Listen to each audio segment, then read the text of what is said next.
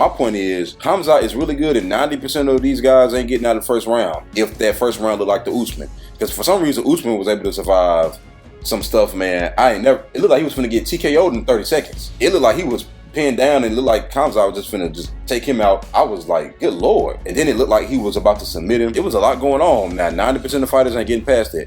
But Dricus, Jared, Marvin, he ain't doing that to none of those guys. Dude, Marvin Vittori, man, I think he does that to them, bro. Marvin is where he's supposed to be, number 5. This is where Marvin gonna be. Marvin get taken down by Robert Whittaker. Come on, man, it's different levels to this. Remember that third round, Robert took him down? Yeah, didn't Robert hurt him too at the same time, if I'm not mistaken? Or maybe I'm thinking about something else. But I do agree with what you're saying, though, bro, because you only can get so far. Just fight as grappling heavy as Khamzat does. Sooner or later, you're gonna fight somebody. And dude, Khamzat's last 3 wins came from a lightweight that went up to welterweight, a welterweight who struggled at middleweight and still struggle at welterweight and lose fights they ain't supposed to lose, and have shown that they don't make the best decisions no matter how talented they are. Kevin Holland, I hate to say it. I ain't know if you can say Kevin Holland or Gilbert Burns. Well, technically both of them. But look at how Kevin fought Wonder Boy in the next fight. I hate to say it, but the decision making was terrible. Then you fight a welterweight that's going up to middleweight. And let me say this, man. That's why I didn't really like Usman taking this fight on short notice, man. Because people gonna say you beat a welterweight.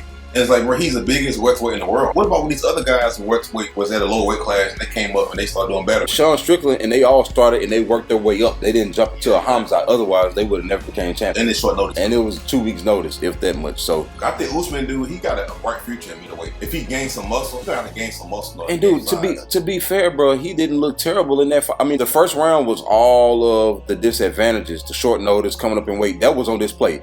But every round after that, other than a 10-second takedown, he did not look bad at all. You could argue he won. Yeah, it's just like he got kind of... He was a little bit nervous at first. For lack of better words, I'm going to say exposed a little bit. Usman, because people know he got bad knees and Khamzat was doing single legs. Because there's nothing Usman can do when Khamzat got underneath him. But that was because of size. Because Usman, actually, part of what I think helped him win on the feet was the leg kicks, surprisingly.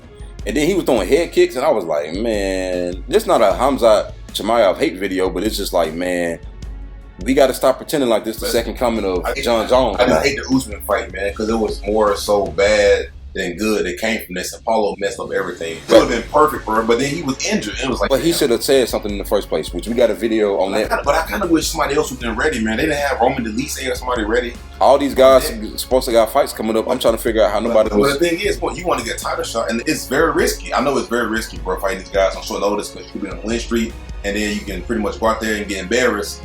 You know, taking somebody to fight on a week's notice. But at the same time, if you are Roman Delise and like say you coming off a loss or whatever, and now you got to fight Jared Cannonier next. You beat Khamzat, you get a title shot. You beat Khamzat because you could go through a full training camp and more than likely still lose to Jared Cannonier. So let's be real. I think most of these guys they're gonna learn from Colby Covington, bro. You know, you be ready. And look, and look, I talked about Colby Covington all last year. He sat out 1.5 years. The only thing he did was make weight. He wasn't really ready to fight. I talked about him. We got videos, man. And at the end of this whole thing, Colby showed everybody how it's done. I'm gonna tell you this last thing I'm gonna say about Colby Covington, man. It's the reason why Colby didn't take the Khamzat fight at welterweight. It's just different levels on the ground. There will be nothing Colby could do. There was nothing Colby could do to Khamzat if that fight would ever manifest it. Hey, they were smart. They were smart. Let me tell you something. But it's ain't dude, you know what's been saving Khamzat?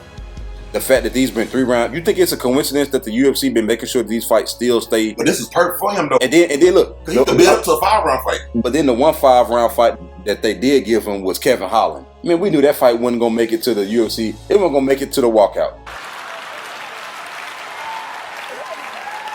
He could have came out there and strangled Kevin Holland on his way to the octagon, and that fight would have been. I think Shavkat would have fought Usman. It would have been the same results, man. So I think these these up-and-coming guys, man, some of these guys, they killers, man. You saying that Shavkat can't beat Khamzat? I'm saying if Shavkat would have fought Usman.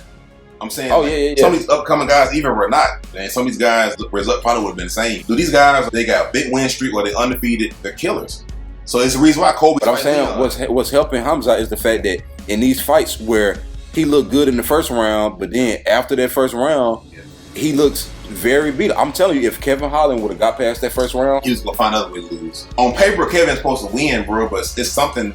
Yeah, it's not there, man. I'm trying to shake Khamzat's hand and stuff, bro. What? And you notice when he tried to start the fight off with Kamaru like, nope. No, thank you, though. I'm I'm not shaking your hand because I already know you're going to do that. You're going to kick my knee up and then go for a takedown or something goofy. But I'm just saying, one thing that's been saving Khamzat is the fact that he'll win these big first rounds, and then the second round, it look like he get beat up, and then the third round, it look like he do just enough to just barely make it out with a close fight. And imagine if he got 2 more rounds of that, he going to get beat, man. Sean Strickland going to get him.